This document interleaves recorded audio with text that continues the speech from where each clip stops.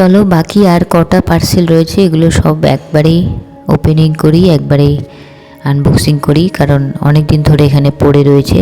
আর কত, এখানে আমি অনলাইনে পট টপ অর্ডার করেছি, আর এই সেম ডিজাইনে আমি আগে দোকান থেকে যে কিনেছিলাম 5টা ওরকমই কিনেছি এখানে, কিন্তু আমি ভাবিনি যে সাইজটা এত ছোট। আসলে আমি আগে দেখিয়েছিলাম ভিডিওতে যে আমার যে সাদা রঙের দুটো একই রকম দুটো যে স্ট্যান্ড রয়েছে, মানে টপ রাখার যে স্ট্যান্ড বা প্ল্যান্ট স্ট্যান্ড যে রয়েছে, ওই স্ট্যান্ডের উপরে এই টপগুলো সাজানোর জন্য আমি মানে আগে যে দোকান থেকে নার্সারি থেকে যে পটগুলো কিনেছিলাম, তো এরকমই ডিজাইন ছিল। ওগুলো সাইজে বড় কিন্তু এগুলো সাইজে ছোট।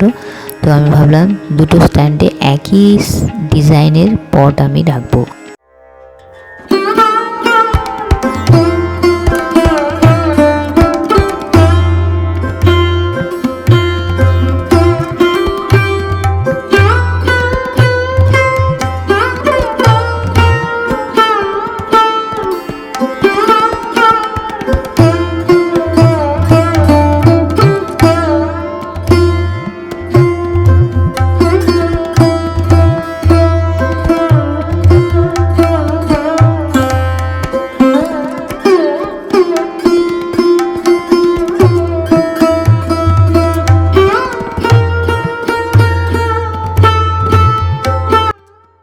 দেখতে কিন্তু ভীষণ সুন্দর, মিষ্টি লাগছে দেখতে।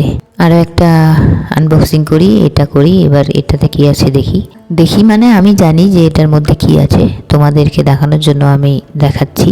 এটা হচ্ছে লোহার ওই যে ফ্রেমটা, আর মেটাল ফ্রেম, আর ওই যে কাঠের হচ্ছে তোমার র্যাকগুলো। তো এটা আমি নিলাম, আগে একটা নিয়েছিলাম, ওটা ভালোই ছিল, ছোট সাইজ, মানে সুন্দর লাগে রান্নাঘরে, ছোট সাইজের দেখতে ভালোই লাগে।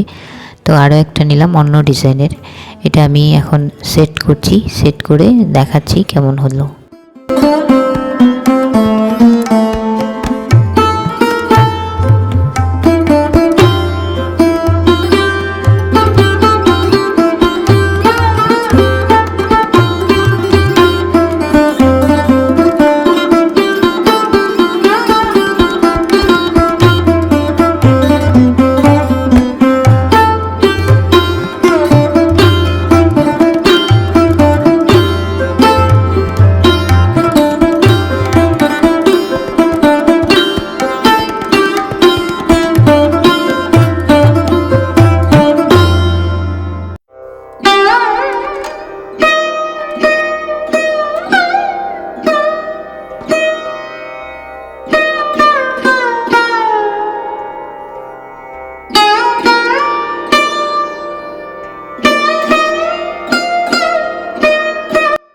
এই যে কিচেন র্যাকটা সেটিং করে নিলাম আমি, তোমাদের কেমন লাগলো জানিও।